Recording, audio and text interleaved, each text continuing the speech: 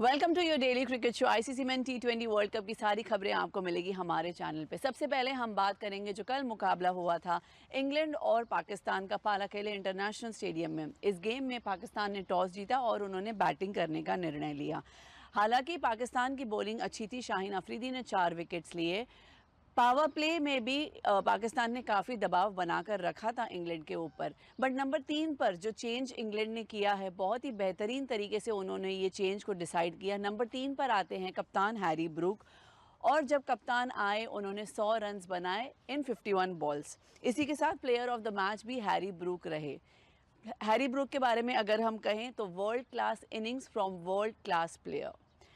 इसी के साथ 3 रिकॉर्ड्स इंग्लैंड ने बनाए हैं। सबसे पहला, सेमीफाइनल्स की राह पर पहुंच गए हैं।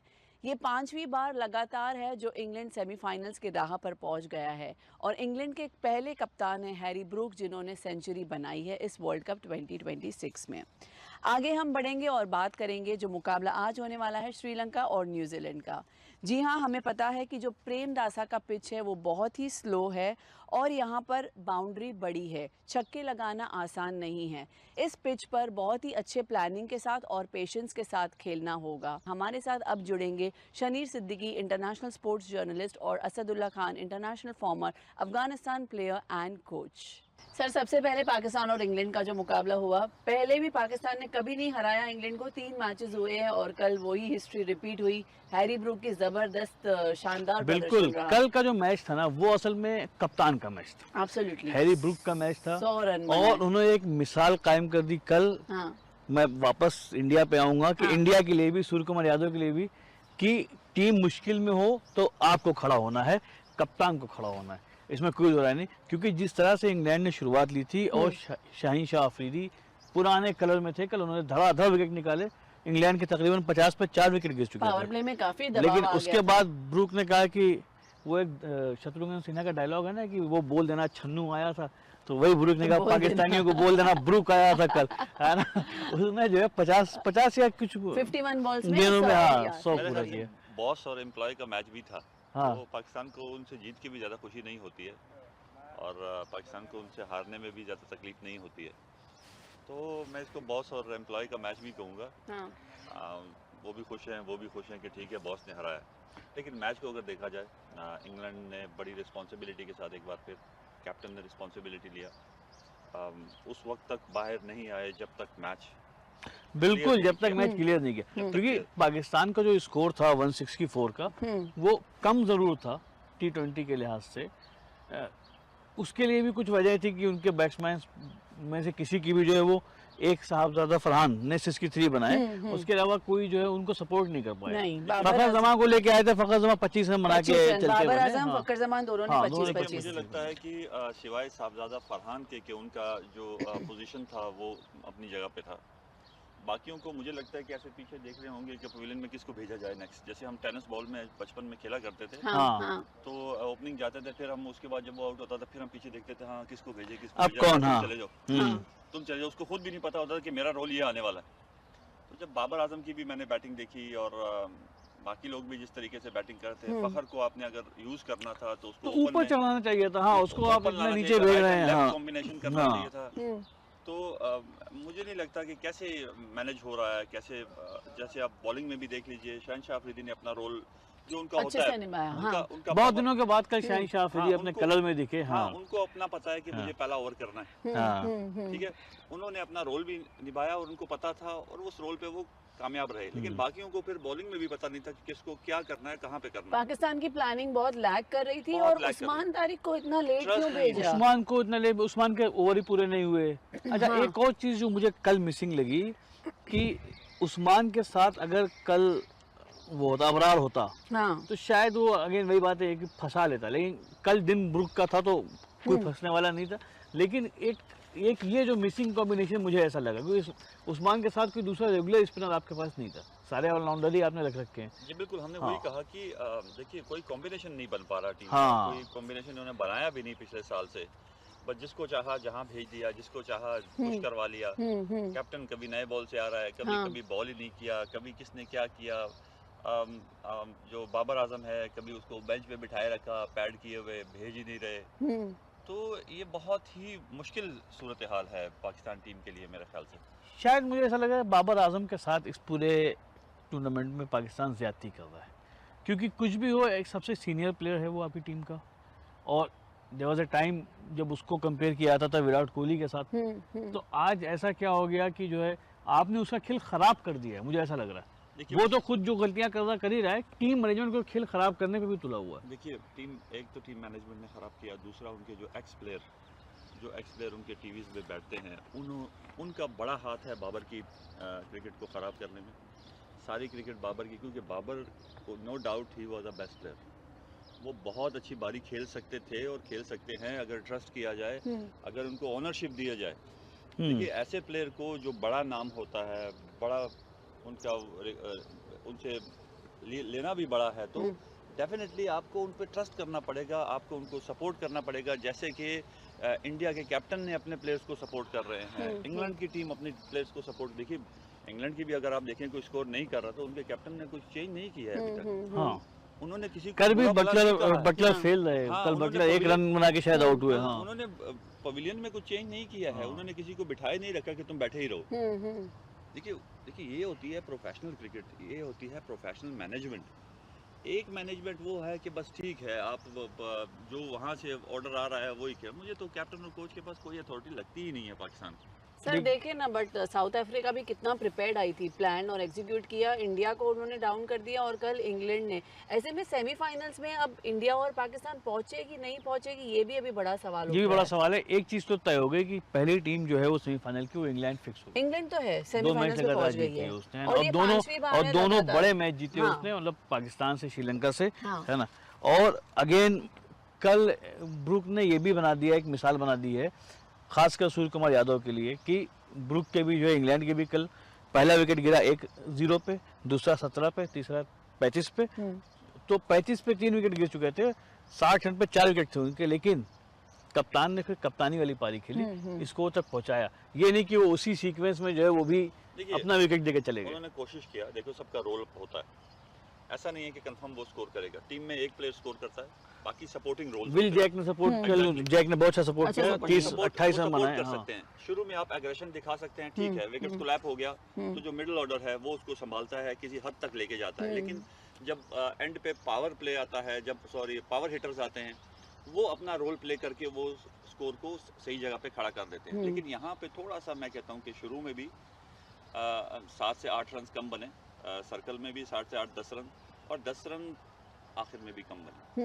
पाकिस्तान का स्कोर मतलब 180 होना चाहिए था, तो शायद 15 रन इस विकेट पे कम बने, जो कि इनकी जीत का सबब बन सकते थे। जो कि देखिए इंडिया का अगर आप मैच देखा जाए तो उन्होंने आखिरी ओवर में जो 20 रन खाए थे, मैंने पहले भी कहा था कि वो प्रेशर, हार्दिक पांड्या के ओवर में जो आए थे, वो प्रेशर था। अगर ये प्रेशर यहाँ पे क्रिएट कर देते इंग्लैंड के अगेंस्ट तो डिफरेंट होता। कि अगर 180 होता तो माइंडसेट भी इंग्लैंड की टीम का डिफरेंट हो जाता, उनका शॉट सिलेक्शन पे फर्क आता, उनसे मिस शॉट्स लगते, तो डेफिनेटली इनका पल्ला भारी। लेकिन पिछले मैच में, इंडिया साउथ अफ्रीका के मैच में, जैसे मिलर ने एक मिसाल बनाई, या इस मैच में जो है वो ब्रुक ने मिसाल बनाई, कि इंडिया के, अगर हम इंडिया के पर्सपेक्टिव में बात करें तो अगर शुरू के 2 विकेट निकल भी जाते हैं या 3 विकेट निकल भी जाते हैं, तो नंबर 4, 5, 6 से हमें उम्मीद करते हैं कि वो लंबा खेलेंगे।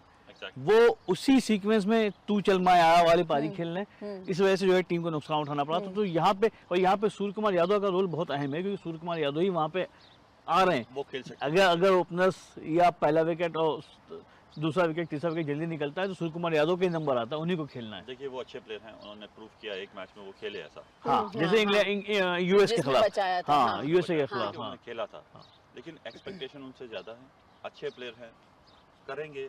जो कि बैटिंग डेप्थ है इंडिया का, मुझे नहीं लगता कोई ना कोई यहाँ पे हर बार करेगा। और अगर टॉप ऑर्डर से इनको बड़ी सपोर्ट मिल गई तो वो बहुत बड़ा टोटल खड़ा कर सकते हैं। तो सूर्या भाऊ को जो है अब कुछ करना पड़ेगा, है ना। फैंस सूर्या भाऊ कहते हैं सूर्य कुमार यादव को, है ना। वो भाऊ मुंबई के एक लोकल जाने के बड़े भाई के लिए तो बहुत इज्जत दी जाती है, मतलब उनको। हाँ, तो वो बहुत इंपॉर्टेंट है। तो अब देखना होगा, अब इंडिया का मैच अगला कब है? इंडिया का मैच भी जिम्बाब्वे और वेस्ट इंडीज के साथ कल है, कल है। हाँ, ये बहुत इंपॉर्टेंट है। आज और कल दोनों ही मैच बहुत इंपॉर्टेंट है, क्योंकि आज है श्रीलंका वर्सेस न्यूजीलैंड। श्रीलंका और न्यूजीलैंड का मैच है, जो उस ग्रुप के लिए बहुत इंपॉर्टेंट है, क्योंकि इंग्लैंड ऑलरेडी अब सेमीफाइनल में गई। बचा कौन? न्यूजीलैंड, पाकिस्तान, श्रीलंका। न्यूजीलैंड पाकिस्तान के पास एक पॉइंट है, श्रीलंका के पास कोई पॉइंट नहीं है, एक मैच हार चुका है वो। आज अगर न्यूजीलैंड जीत जाता है तो 3 पॉइंट के साथ वो मोटा मोटी क्वालिफाई कर जाएगा। सही बात है ना जी। अगर न्यूजीलैंड आज हार जाता है, श्रीलंका जीत जाता है, तो ये मैच जो है वो ये ग्रुप फंस जाएगा।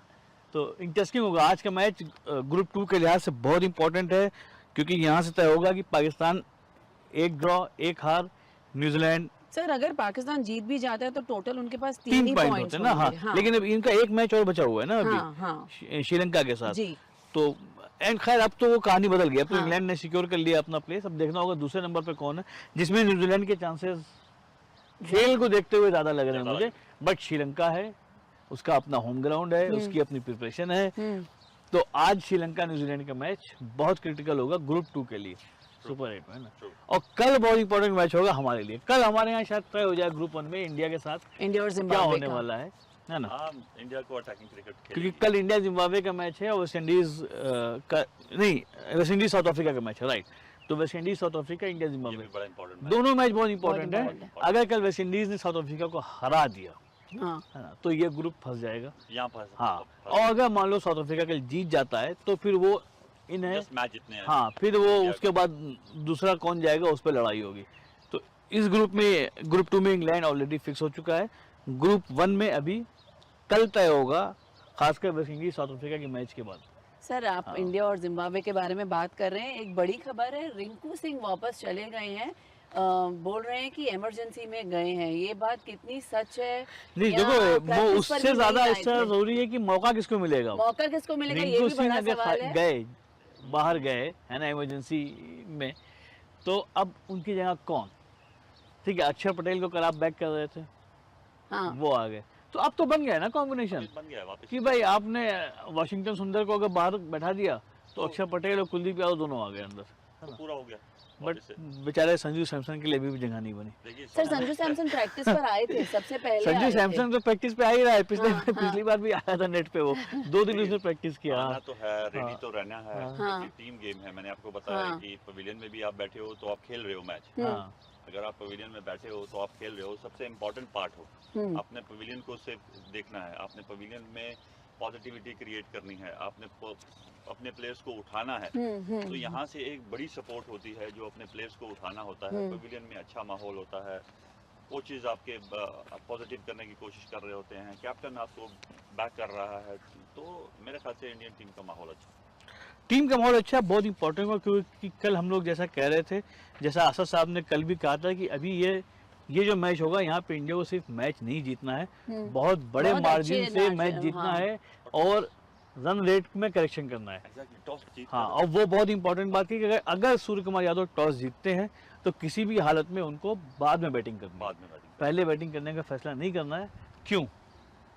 देखिए यहाँ पे जिम्बाब्वे का कैप्टन भी सिकंदर रजा है।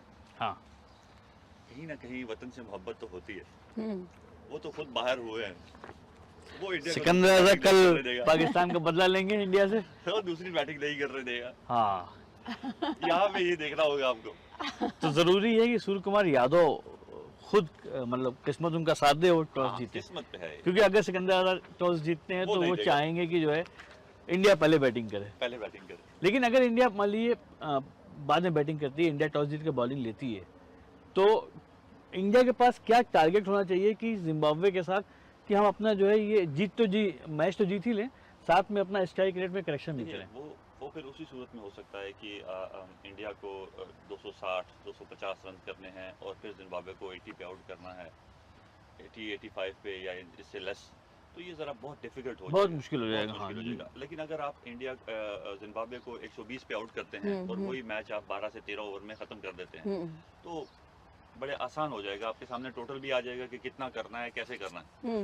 तो आपको अपना बेंच स्ट्रेंथ भी मालूम है, जो आपके बैटिंग ऑर्डर है आपको वो भी मालूम है, आप उसको भी थोड़ा सा फिर उस वक्त हिला सकते हैं स्कोर को बहुत तेज करने के लिए। हाँ, तो ये जरूरी होगा कल इंडिया के मैच में कि इंडिया जो है पहले अगर टॉस जीतता है तो पहले बॉलिंग ले और जिम्बाब्वे को छोटे से छोटे स्कोर पे ब्लॉक करे, आउट करे। हाँ, और उसके बाद एक टारगेट मिल जाएगा आपको कि आपको इतने ओवर में अगर आपने इतने विकेट पे जीत हासिल कर ली तो आपका रन रेट जो है यहाँ से यहाँ पहुँच जाएगा, माइनस से पॉजिटिव में आ जाएगा। हाँ, आपको फायदा ये हो जाएगा अगर ओपनिंग कोलैप्स होती है तो आप किसी ऑलराउंडर को वहाँ भेजकर उससे थोड़ी सी हाँ, पावर हिटिंग, तो मतलब आपके सामने एक खुला मैदान होगा, मतलब कि आपको कैसे खेलना है, तो ये बहुत ज़रूरी है। अब कल भी बात हम लोग कर रहे थे कि टीम इंडिया में आपने कहा था कि स्पिनर्स को खिलाना चाहिए, क्योंकि अब जिम्बाब्वे वेस्ट इंडीज़ को फंसाना है, उसके लिए हमारे पास ज़्यादा स्पिनर होने चाहिए। देखिए यही अगर पाकिस्तान के पास होता, देखिए शहनशाह ने अच्छी बॉलिंग किया, ठीक है, बीच में कोई संभालने वाला नहीं कर सका जो स्ट्राइक करे, जो फाइनल कर दे। हाँ, मतलब तारिक उस्मान के साथ अगर अबरार ये दोनों का कॉम्बिनेशन होता तो लंबा खींच के 130 पर 135 पर ये इंग्लैंड की टीम खत्म हो सकती थी अगर आपके पास स्ट्रॉन्ग बैटिंग बॉलिंग कमबैक होता।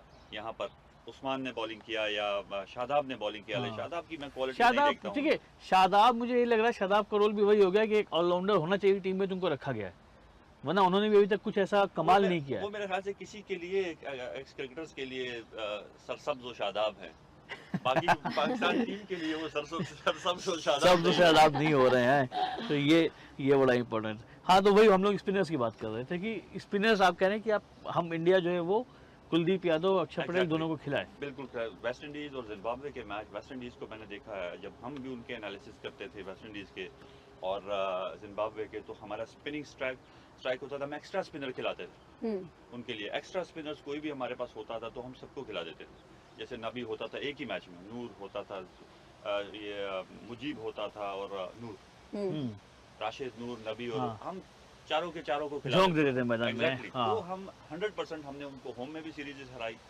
हमने उनको अवे भी हराई, तो ये एक वो होता था। लेकिन यहाँ पे कुलदीप का होना और अक्षर पटेल का होना बड़ा ही इम्पोर्टेंट, और दोनों ही विनिंग मतलब खिलाड़ी हैं। कुलदीप ने बहुत बार मैच जिताया है इंडिया को, और अक्षर पटेल ने तो खैर आपको सूर्य कुमार यादव के साथ खड़े होकर के पहले ही मैच जिताया था यूएसए के खिलाफ इस टूर्नामेंट में। पिछले T20 के फाइनल में भी अगर आपको याद होगा अक्षर पटेल ही ऊपर आए थे, उन्होंने ही पूरा मैच निकाला था साउथ अफ्रीका के खिलाफ। तो वो उस प्लेयर का अपना एक बहुत इंपॉर्टेंट, और वाइस कैप्टन भी है वो, यहाँ पे उनका बनता है। तो जरूरी है कि यहाँ पे दोनों खिलाड़ी को इनकॉर्पोरेट किया जाए टीम में। और एक अच्छी बात हुई है, रिंकू सिंह के लिहाज से खराब बात हुई है क्योंकि उनके यहाँ कोई इमरजेंसी आ गई, वो इंडिया चले गए।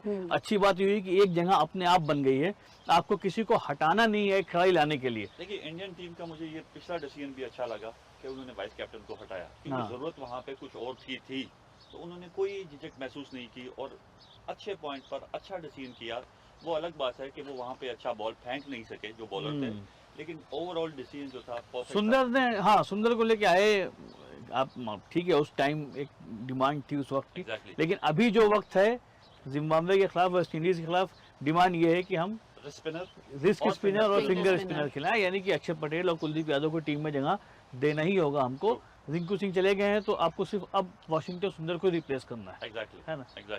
बैटिंग एज यूजुअल रहेगी जैसा आप कह रहे हैं कि उम्मीद है, हिलाने की कोई गुंजाइश नहीं है, चाहे वो खुद वो हिले ना, रन ना बनाए, लेकिन उनको हिलाना नहीं है क्योंकि यही उनका जगह है। वो इसी पे इन्होंने करके दिखाना है। हाँ। ये उन्हीं की नहीं, अब तो करके दिखाना है, अब तो कोई गुंजाइश नहीं है टीम इंडिया के पास। के खिलाफ आने तो शायद कॉन्फिडेंस भी थोड़ा हाई होगा। देखिए एक चीज मैं बताऊं संजीवनी, जिम्बाब्वे को आप हल्के मत लीजिए। इंडिया के साथ एक जो स्ट्रेंथ कह लीजिए या प्रॉब्लम कह लीजिए, आपके पास लेफ्ट हैंडर बैट्समैन की लाइन लगी हुई है। जिम्बाब्वे के पास अच्छे ऑफ स्पिनर्स हैं, रजा है ना, जो अभी तक उसने साबित किया उस टूर्नामेंट में अपने आप को, कप्तानी में भी और बॉलिंग में भी और बैटिंग में भी। तो वो जो कॉम्बिनेशन है वो बहुत डेडली कॉम्बिनेशन है। सर विनिंग प्रोबेबिलिटी क्या होगी? लेकिन यहाँ पे मुझे सिकंदर रजा का कैप्टनसी का और वतन का पता चलेगा कि वो टॉस जीतता है। तो क्या होगा ये भी देखना होगा। टॉस जीत के सिकंदर, अगर सिकंदर रजा टॉस जीतते हैं और वो इंडिया से कहते हैं पहले आके बैटिंग करो, है ना, तो असद साहब का ये कहना है कि वो कहीं ना कहीं पाकिस्तान को सपोर्ट करने जा रहे हैं इंडिया को फंसाने जा रहे हैं उसके टूर्नामेंट में। तो वही बात हो गई कि पाकिस्तान तो बाहर हो गई है, किसी तरह से इंडिया को भी बाहर कर दो, मतलब हम तो डूबेंगे सनम, तुम्हें भी ले डूबेंगे। सर बट विनिंग प्रोबेबिलिटी आज के गेम में क्या लग रहा है, सॉरी इंडिया वर्सेस जिम्बाब्वे में? ठीक है, विनिंग प्रोबेबिलिटी इंडिया की ज्यादा स्ट्रांग है। जी बिल्कुल इंडिया है ना। देखिए इंडिया एक मैच हारी है, वो अलग एक मैच हारी है, लेकिन ओवरऑल तो टीम चैंपियन है। ओवरऑल अगर हम उनका बैटिंग देखें, उनका बॉलिंग देखें, उनका कॉम्बिनेशन देखें, वो बहुत ऊपर है बाकी टीमों से। देखिए जीत हार या परफॉर्म करना या ना करना वो अलग बात होती है, लेकिन क्वालिटी इज क्वालिटी। नहीं वही बात है ना कि एक मैच हारे और आपको जरूरी नहीं कि आप अगर कप जीत भी रहे हो तो आपने कोई मैच ना हारा, ऐसा कोई शर्त नहीं है। नहीं ऑफ कोर्स नहीं। अनफॉर्चुनेटली आपने बहुत क्रिटिकल मैच हारा और बहुत बुरी तरह से हारा, है ना। हाँ। तो अच्छा वो comeback चाहिए। तो इसलिए अब अच्छा कमबैक चाहिए कि हाँ। खिलाड़ियों में तो जोश हुई, दर्शकों में, फैंस में भी जोश वापस आ जाए। एक चीज मैं देख रहा था, कई वेबसाइट्स पे मैंने वो चीज देखी कि जो सुपर 8 का फॉर्मेट है इस बार, इसका क्रिटिसिज्म स्टार्ट हो गया क्योंकि इस बार आईसीसी ने क्या किया था ना, प्री सीडिंग कर दिया था, टीमों की पोजीशन फिक्स कर दी थी कि जब आप पहुंचेंगे तो आप इस ग्रुप में होंगे, आप इस ग्रुप में होंगे। और जैसे ऑस्ट्रेलिया नहीं आई, उसकी जगह जिम्बाब्वे आई, तो वो ऑस्ट्रेलिया की जगह पे उसका ब्लॉक निकाल के उसको फिक्स किया गया। अब उसमें हुआ क्या कि एक ग्रुप में मतलब फर्स्ट राउंड की सारे नंबर 1 टीमें आ गई, India, south Africa, West Indies, हाँ है ना। हाँ। तो जिम्बाब्वे ये सब अपने अपने ग्रुप में नंबर 1 पे थी, हाँ। दूसरे ग्रुप में नंबर 2 की टीमें पहुंच गई सब। देखिए वो तो हारे ना, ऑस्ट्रेलिया हारा और वो नहीं तो ये बात ये हो रही कि आप ग्रुप ए, ग्रुप ए में अपने लीग मैचेस की सारी टॉप टीमें आ गई, ग्रुप 2 में नंबर 2 की टीमें आ गई। अब इस नंबर 2 में से 2 टीम तो जाएगी ना सेमीफाइनल में, और आपकी ग्रुप की चलो टॉप टीम में से 2 टीम बाहर होने वाली है। तो ये जो मतलब ये जो प्री सीडिंग का जो आइडिया है, देखिए इसमें देखिए अगर मतलब यूजुअली क्या होता है ना, हमेशा ये होता है कि ग्रुप की टॉप टीमें ऐसे क्रॉस बनाया जाता था, ए बी से खेलता था, बी सी डी से खेलता। देखिए मेरे ख्याल से ये वो नहीं है, इसमें नहीं पढ़ना चाहिए, क्योंकि अफगानिस्तान को भी अगर देखें उनको भी हर रोज़ हर टूर्नामेंट वर्ल्ड कप में स्ट्रॉन्ग ग्रुप में डाल दिया जाता है हाँ। कि अब निकलो ज़रा। तो इनको भी ऐसा ही ग्रुप मिल गया, तो इसमें जीतना तो फिर भी है, खेलना तो फिर भी अच्छे से है ही है, चाहे वो सेमीफाइनल्स हो, चाहे वो सुपर 8 हो, चाहे वो शुरू के हो, आपको जीत के आगे बढ़ना है। अगर अफगानिस्तान वहाँ पे उनको मार देता तो आज अफ्रीका ना पहुँचता, अफगानिस्तान पहुँचा हुआ होता। अगर ऑस्ट्रेलिया उनको मार देता तो जिम्बाब्वे आज ना होता, तो ऑस्ट्रेलिया होता। तो आपने खेलना ही है। तो वही बात है कि कौन जीतता, कौन हारता, कौन कहाँ पहुंचता, इसी किंतु परंतु के साथ ही टूर्नामेंट आगे बढ़ रहा है। लेकिन आज का दिन बहुत क्रिटिकल है ग्रुप 2 के लिए।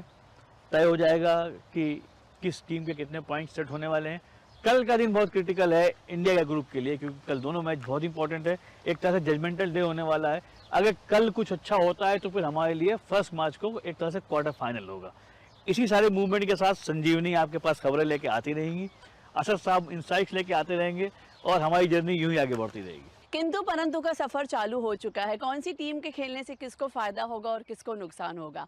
आज मुकाबला है श्रीलंका और न्यूजीलैंड का। जी हाँ, प्रेमदासा का पिच थोड़ा सा धीमे है, यहाँ पर बाउंड्री बड़ी है, छक्के लगाना आसान नहीं है। खुशखबरी ये है कि बारिश की संभावना नहीं है, तस्वीर और क्लियर हो जाएगी। कल दूसरे 2 मुकाबले होने वाले हैं, वेस्ट इंडीज़ और साउथ अफ्रीका, इंडिया और जिम्बाब्वे का। आगे भी और खबरों के लिए बने रहिए हमारे साथ।